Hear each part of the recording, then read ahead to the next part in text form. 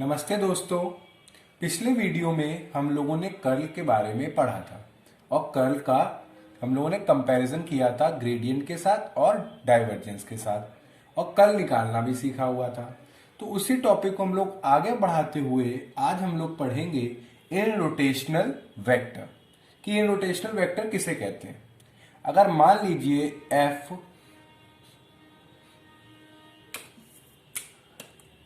मान लीजिए कि f हमारा कोई वेक्टर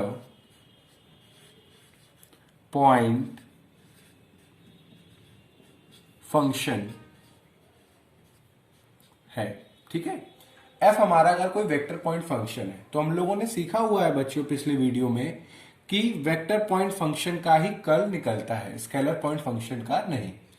तो अगर किसी वेक्टर पॉइंट फंक्शन का अगर कर्ल निकाला जाए और वो अगर जीरो हो जाए, यानी कि इफ कर्ल ऑफ एफ यानी कि del cross F that is curl of F अगर क्या हो जाए, जीरो हो जाए, यानी कि किसी भी वेक्टर पॉइंट फंक्शन का हमने कर्ल निकाला और वो जीरो हो जाए, तो ऐसे फंक्शन को हम लोग कहेंगे irrotational vector. Then F is called इररोटेशनल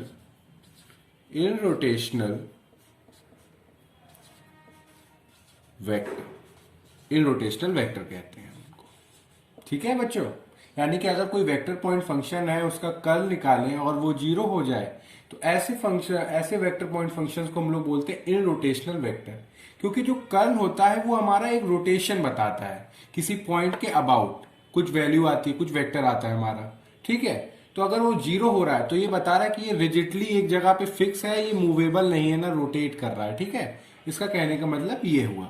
अब हम लोगों ने पढ़ा था, आपको कंपैरिजन भी बता देते हैं कि अगर कोई वेक्टर पॉइंट फंक्शन होता था और उसका डाइवर्जेंस अगर जीरो हो जाता था तो उसको हम लोग सोलेनोइडल वेक्टर बोलते थे।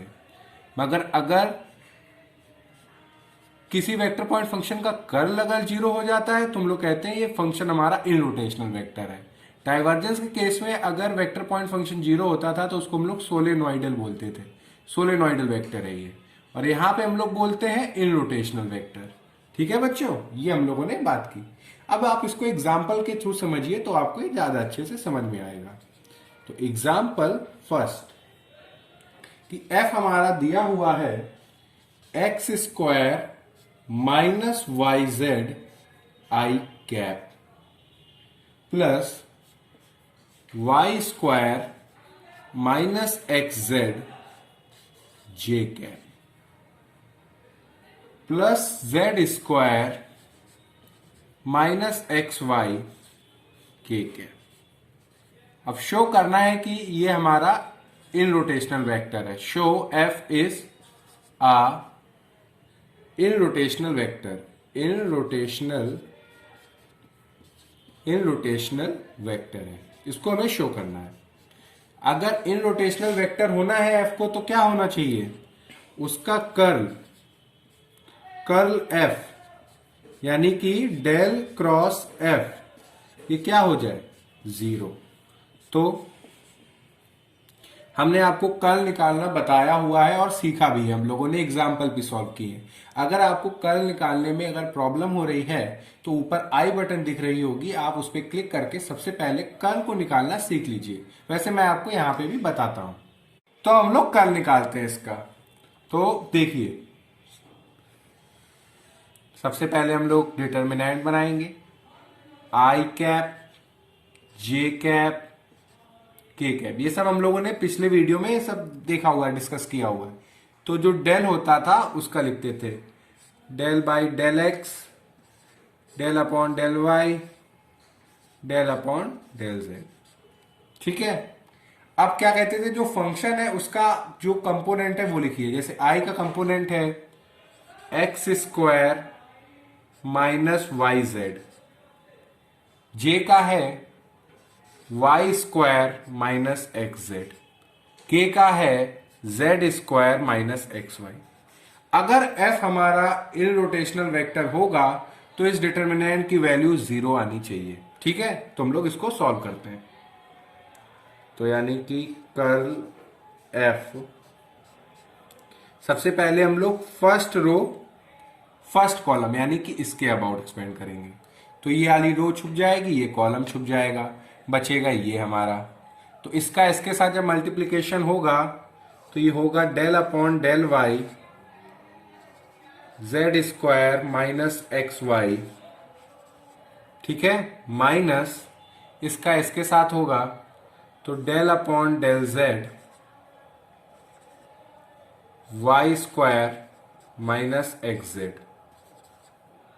ठीक है, फिर माइनस जे कैप, यानी कि फर्स्ट रो सेकंड कॉलम। तो ये फर्स्ट रो छुप जाएगी, सेकंड कॉलम छुप जाएगा। तो इसका इसके साथ मल्टीप्लिकेशन होगा, इसका इसके साथ मल्टीप्लिकेशन होगा। तो देखिएगा, तो ये वाली हम लोगों की छुप गई है, तो इसका इसके साथ हो रहा है। तो ये हुआ del upon del x z square minus x y minus इसका इसके साथ हो रहा है तो del upon del z x square minus y z. ठीक है, ये जे के अलॉन्ग हो गया। ठीक, अब के अलॉन्ग यानी कि फर्स्ट रो थर्ड कॉलम। तो ये करस्पॉन्डिंग रो छुप जाएगी और करस्पॉन्डिंग कॉलम छुप जाएगा। तो बचेगा ये और ये, इसका इसके साथ मल्टीप्लिकेशन, इसका इसके साथ मल्टीप्लिकेशन। जो के कंपोनेंट है बच्चों मैं यहां पे लिख देता हूं के।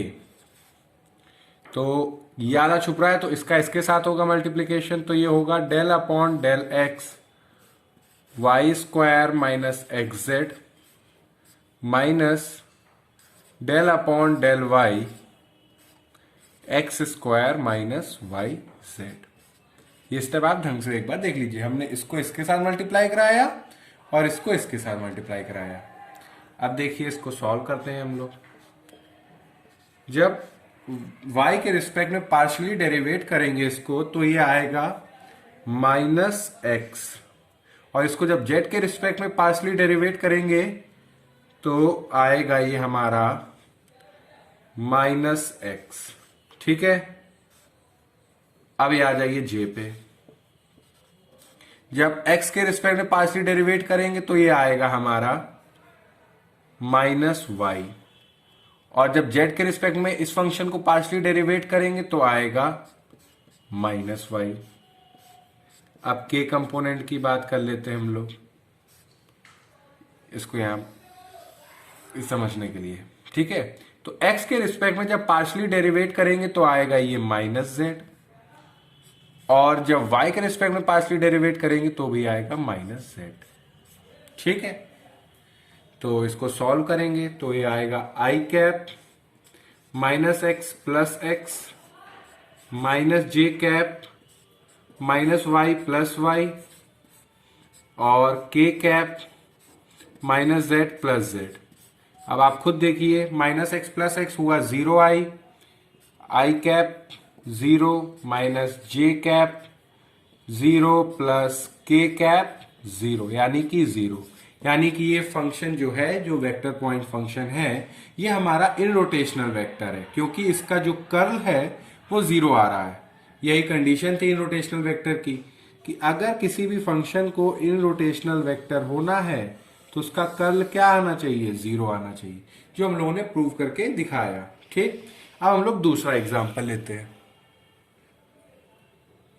तो अब दूसरा एग्जाम्पल आप देखिए, एग्जाम्पल नंबर 2।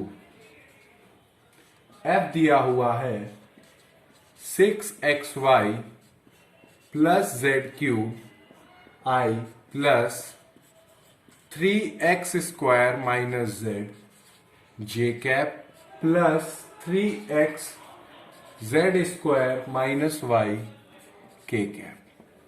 क्या कह रहे हैं कि शो करिए, शो डैट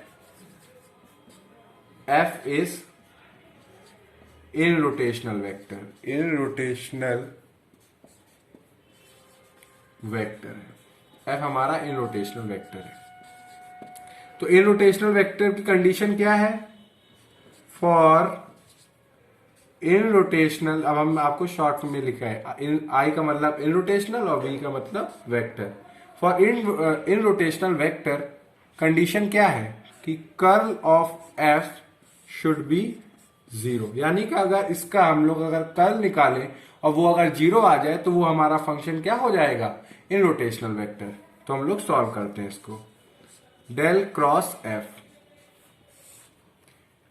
बड़ा सा बनाते हैं, i cap j cap k cap,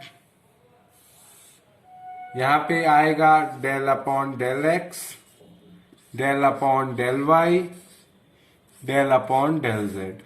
ठीक है, अब फंक्शन का i component 6xy plus z cube, j component 3x square minus z और k component 3x z square minus y. ठीक है, अब इसको हम लोग सॉल्व करेंगे। तो सबसे पहले फर्स्ट रो और फर्स्ट कॉलम के अबाउट, यानी कि इस रो को छुपा देंगे और इस कॉलम को छुपा देंगे। जब एक कॉलम छुप गया तो इसका मल्टीप्लिकेशन इसके साथ, यानी कि इस फंक्शन को हम लोग पार्शली डेरिवेट करेंगे y के रिस्पेक्ट में। तो क्या आएगा बच्चों, -1। और इसको हम, इस फंक्शन को हम लोग पार्शली डेरिवेट करेंगे z के रिस्पेक्ट में, तो भी क्या आएगा, -1 -1। ये अब मैं आपको डायरेक्ट इसलिए बता रहा हूं क्योंकि जिससे आप खुद की प्रैक्टिस बनाएं और उसको मेंटल कैलकुलेशन से सॉल्व करें। अब जैसे फर्स्ट रो सेकेंड कॉलम, तो इसको, इस रो को छुपा दिया हमने। अब इसका मल्टीप्लीकेशन इसके साथ, यानी कि ये फंक्शन अब x के रिस्पेक्ट में पार्शियली डेरिवेट होगा, तो आएगा 3z स्क्वायर और ये हो जाएगा 0। और ये फंक्शन इसके साथ मल्टीप्लाई होगा डेल अपॉन डेल जेड इस फंक्शन के साथ, यानी कि इसके साथ इस फंक्शन को हम लोग को पार्शियली डेरिवेट करना है z के रिस्पेक्ट में। तो माइनस ये 0 हो जाएगा, ये हो जाएगा 3z स्क्वायर। और के अब यहां पे आ रहे हैं, यानी कि फर्स्ट और थर्ड कॉलम, तो इसको छुपा देंगे तो बचेगा हमारे पास ये। तो इसके रिस्पेक्ट में इस फंक्शन को जब x के रिस्पेक्ट में पार्शियली डेरिवेट करेंगे तो आएगा 6x, माइनस जब इस फंक्शन को y के रिस्पेक्ट में पार्शियली डेरिवेट करेंगे तो भी आएगा 6x, क्योंकि ये 0 हो जाएगा, 6x कांस्टेंट हुआ तो वो एज इट इज। तो अब आप खुद देखिए, i cap -1 + 1 minus z cap 3z square minus 3z square plus k cap 6x minus 6x, तो ये भी हो गया 0, यानी कि ये फंक्शन हमारा क्या हुआ, इन रोटेशनल वेक्टर। तो इन दोनों एग्जाम्पल से हम लोगों ने इन रोटेशनल वेक्टर के कॉन्सेप्ट को समझा। अब हम, क्योंकि बोर्ड छोटा है इसलिए मैं आपको रब करके अब कर्ल की प्रॉपर्टीज के बारे में डिस्कस करता हूं।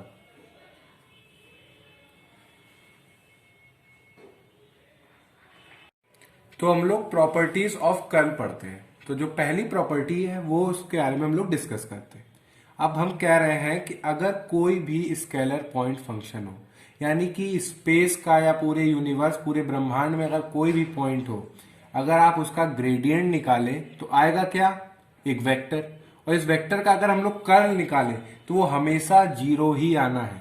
यानी कि अगर आपका स्पेस में कोई भी पॉइंट है, कोई भी स्केलर पॉइंट फंक्शन है फाई x y z, ठीक है, अगर आपने इसका क्या निकाल दिया, ग्रेडियंट, ठीक है, तो एक वेक्टर आएगा।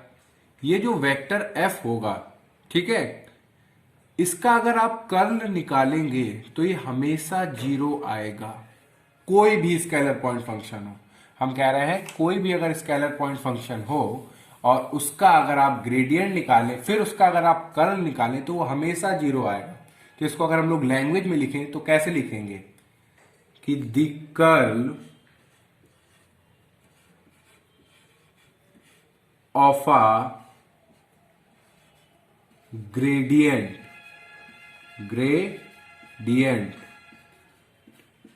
of a scalar point function is 0, यानी कि जो कर्ल होता है किसका, gradient of a scalar point function, वो हमेशा 0 होता है। लेट, अब एक कोई हम लोग लिख लेते हैं, let phi equal to x y z, ये स्पेस में कोई भी पॉइंट है, be a scalar point function. ठीक है, तो हमारा कहने का मतलब क्या है कि ये जो स्केलर पॉइंट फंक्शन है इसका आप पहले ग्रेडियंट निकालें तो आएगा एक वेक्टर, और इस वेक्टर का अगर आप कर्ल निकालें तो क्या होगा, वो 0, यानी कि डेट इज कि डेल फाई, तो एक वेक्टर आएगा और इस वेक्टर का अगर आप कर्ल निकालें तो ये होगा 0। चलिए इसको एक एग्जांपल की मदद से हम लोग समझते हैं और सॉल्व करते हैं। मान लीजिए कि हमने कोई एग्जांपल लिया, कोई भी स्केलर पॉइंट लिया, x square y plus y square z plus z square x, ये हमने कोई स्केलर पॉइंट फंक्शन लिया। ठीक है, तो हम लोग जो इस प्रॉपर्टी लिखी है इसको हम लोग प्रूव करते हैं इस एग्जांपल की मदद से। तो सबसे पहले इसका क्या निकालेंगे, ग्रेडियंट, यानी कि ग्रेडियंट ऑफ फाई, यानी कि डेल फाई। अब हम लोग ग्रेडियंट के बारे में बहुत अच्छे से समझ चुके हैं। अगर आपको ग्रेडियंट में अगर नहीं आता है या आपको थोड़ा सा इसके बारे में और पढ़ना है तो ऊपर आई बटन दिख रही होगी, आप उस पर क्लिक करके आप इसके बारे में सीख लीजिए या पढ़ लीजिए। तो अब डेल फाई कैसे निकालते थे बच्चों, डेबर अपॉन डेबर एक्स आई कैप प्लस डेबर अपॉन डेबर वाई जे कैप प्लस डेबर अपॉन डेबर जेड के कैप, और scalar point function f i, यानी कि x square y plus y square z plus z square x. तो क्या करते थे, सबसे पहले जो फंक्शन होता था स्केलर पॉइंट फंक्शन, उसको x के रिस्पेक्ट में पार्शली डेरिवेट कर देंगे पूरे फंक्शन को। तो ये आएगा 2x y, ये 0, ये हो गया जेड स्क्वायर आई कैप। ठीक है, फिर इस फंक्शन को y के रिस्पेक्ट में पार्शली डेरिवेट कर देंगे तो आएगा x square 2y Z j cap. फिर इस फंक्शन को z के रिस्पेक्ट में पार्शली डेरिवेट कर देंगे तो आएगा y square plus 2z x के कैप, यानी कि एक हमें क्या मिल गया, एक वेक्टर मिल गया, एक वेक्टर पॉइंट फंक्शन मिल गया। अब ये जो वेक्टर पॉइंट फंक्शन है इसका हम लोग अगर कर्ल निकालें, यानी कि curl of a gradient of a scalar point function, तो क्या करते हैं हम लोग, i cap j cap k cap डेबर अपॉन डेबर एक्स डेबर अपॉन डेबर वाई डेबर अपॉन डेबर जेड। क्या कर रहे हैं हम लोग, डेल क्रॉस डेल फाई कर रहे हैं। ठीक है, तो डेल होता था, तो फिर अब जो फंक्शन होता है ये हमारा वेक्टर पॉइंट फंक्शन है डेल फाई, तो आई कंपोनेंट उसका लिखेंगे तो वो आएगा 2xy plus z square x square plus 2yz plus y square 2zx। ठीक है, अब देखिए इसको सॉल्व करेंगे हम लोग। फिर से मैंने आपको जो तरीका बताया उसे वैसे ही सॉल्व करेंगे। फर्स्ट रो फर्स्ट कॉलम, इस फंक्शन को पार्शली डेरिवेट करेंगे y के रिस्पेक्ट में, तो ये आएगा 2y, इसको इसके साथ z के रिस्पेक्ट में इस फंक्शन को पार्शली डेरिवेट करेंगे तो आएगा -2y minus j। First row second column, इस फंक्शन को x के रिस्पेक्ट में पार्शली डेरिवेट करेंगे तो आएगा 2z, और इस फंक्शन को z के रिस्पेक्ट में अगर पार्शली डेरिवेट करेंगे तो आएगा -2z। के कैप। अब फर्स्ट रो थर्ड कॉलम, अब ये दोनों बचे, ये दोनों कॉलम, तो इस फंक्शन को x के रिस्पेक्ट में पार्शली डेरिवेट करेंगे तो आएगा 2x, और इस फंक्शन को y के रिस्पेक्ट में पार्शली डेरिवेट करेंगे तो भी आएगा -2x। माइनस करेंगे तो ये आ गया 0। यानी कि अगर जो हमने प्रॉपर्टी लिखी थी वही इसमें बताई गई एग्जाम्पल में, यानी कि अगर कोई स्केलर पॉइंट फंक्शन होगा, उसका आप ग्रेडियंट निकालें, फिर उसका अगर आप कर्ल कर देंगे तो वो 0 आएगा। यानी कि the curl of a gradient of a scalar point function is 0। चलिए एक और एग्जांपल इससे रिलेटेड लेते हैं, जिससे आपको पूरा कंफर्मेशन हो जाएगा कि हमने जो कहा वो सही है।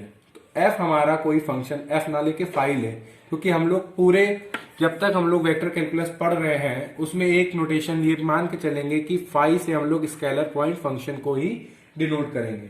तो वो है x square y plus 2xyz plus z square, यानी कि स्पेस में कोई भी पॉइंट है।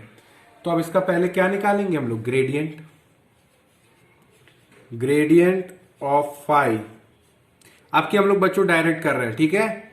तो इस फंक्शन को हम लोग क्या करेंगे, x के रिस्पेक्ट में पार्शली डेरिवेट पूरे को, तो आएगा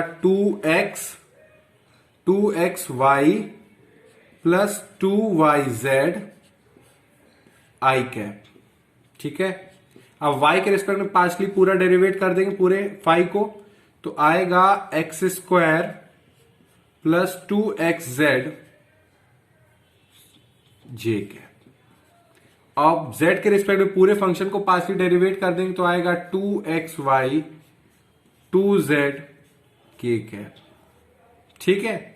अब इसका क्या निकालेंगे, curl of a gradient of a scalar point function is 0। तो i cap j cap k cap डेबर अपॉन डेबर एक्स डेबर अपॉन डेबर वाई डेबर अपॉन डेबर z, 2xy plus 2yz x square plus 2xz 2xy plus 2z।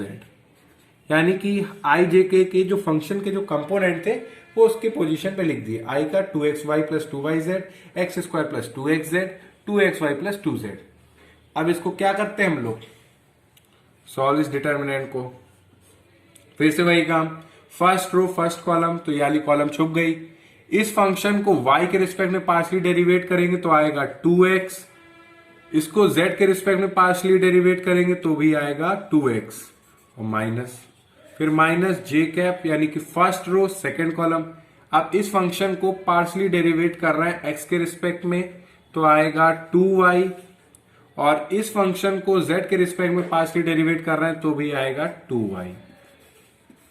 अब k वाला first row third column ये छुप गई, इसका इसके साथ करेंगे मल्टीप्लीकेशन, यानी कि इस फंक्शन को पार्शली डेरिवेट करेंगे x के रिस्पेक्ट में तो आएगा 2x प्लस 2z, और इस फंक्शन को y के रिस्पेक्ट में पार्शली डेरिवेट करेंगे तो आएगा -2x माइनस 2z।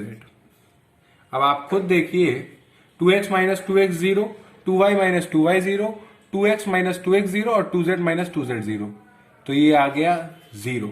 तो फिर से यही प्रॉपर्टी हमारी सही साबित हुई कि अगर कोई स्केलर पॉइंट फंक्शन है, उसका अगर हम लोग ग्रेडियंट निकालें फिर उसका कर्ल करें तो वो हमेशा क्या आएगा, 0। और वो पॉइंट स्पेस में कहीं पे भी हो, उसका बस आप क्या करें, ग्रेडियंट निकालें, फिर आएगा एक वेक्टर, उस वेक्टर का अगर आप कर्ल निकालेंगे तो वो 0 ही आना है। तो ये पहली प्रॉपर्टी हम लोगों ने पढ़ी। अब दूसरी प्रॉपर्टी हम लोग ये पढ़ेंगे, प्रॉपर्टी 2, कि अगर f हमारा और g हमारे दो वेक्टर पॉइंट फंक्शंस हैं, वेक्टर पॉइंट फंक्शंस हैं, ठीक है, तो उन दो फंक्शंस वेक्टर पॉइंट फंक्शन को ऐड करिए और कर्ल निकालिए, या पहले आप कर्ल निकालिए f का, फिर कर्ल निकालिए आप g का, फिर ऐड करिए, यानी कि पहले दो वेक्टर पॉइंट फंक्शन उनको ऐड करिए फिर उनका कर्ल निकालिए, या पहले अलग अलग एफ का कर्ल निकाल लीजिए, जी का कर्ल निकाल लीजिए, फिर ऐड कर दीजिए, तो ये दोनों आपस में बराबर होते हैं। यानी कि डेल क्रॉस अगर दो फंक्शन है उनको ऐड करके अगर हम लोग कर्ल निकालें, या पहले ही हम लोग कर्ल निकाल लें फिर ऐड कर दें, तो वो बराबर होंगे। उसी हिसाब से अगर दो फंक्शनों को सब्ट्रैक्ट कर दें और फिर कर्ल निकालें, या पहले कर्ल निकाल लें फिर सब्ट्रैक्ट कर दें, बराबर होंगे। ये हमारी दूसरी प्रॉपर्टी है। एक आपको चीज और बता दें कि अगर ए हमारा कोई कांस्टेंट वेक्टर पॉइंट फंक्शन है,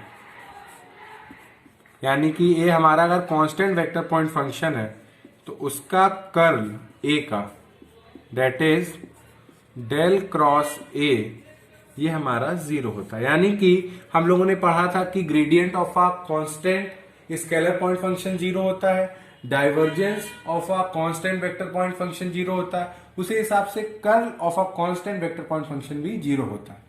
तो आज हम लोग यहीं तक रखते हैं, और पहली प्रॉपर्टी तक और दूसरी प्रॉपर्टी तक। अब नेक्स्ट वीडियो में हम लोग कर्ल से रिलेटेड और प्रॉपर्टीज पे बात करेंगे। अगर इसमें आपको कहीं कोई डाउट हो तो आप कमेंट सेक्शन में लिख के बताइएगा। Thank you.